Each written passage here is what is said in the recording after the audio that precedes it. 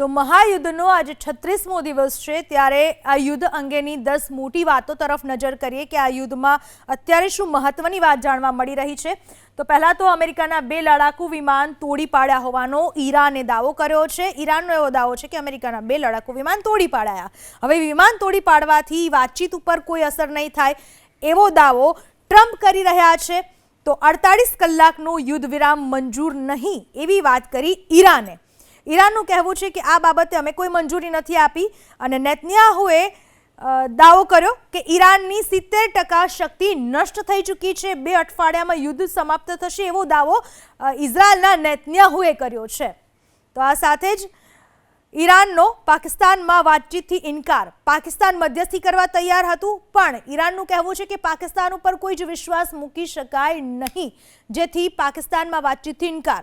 તો કતરે મધ્યસ્થતા કરવાથી દૂરી બનાવી દીધી।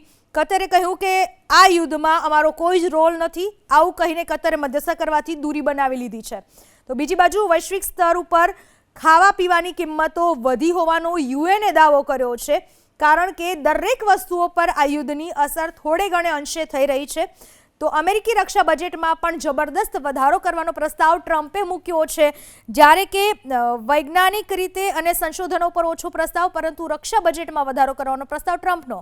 ઈરાને ઇઝરાયલ ઉપર કર્યો ક્લસ્ટર બોમ્બથી હુમલો। સતત આજે 36મા દિવસે મહાયુદ્ધ ચાલુ છે, ત્યારે ઈરાને ઇઝરાયલ ઉપર ક્લસ્ટર બોમ્બથી હુમલો કર્યો હોવાની વાત।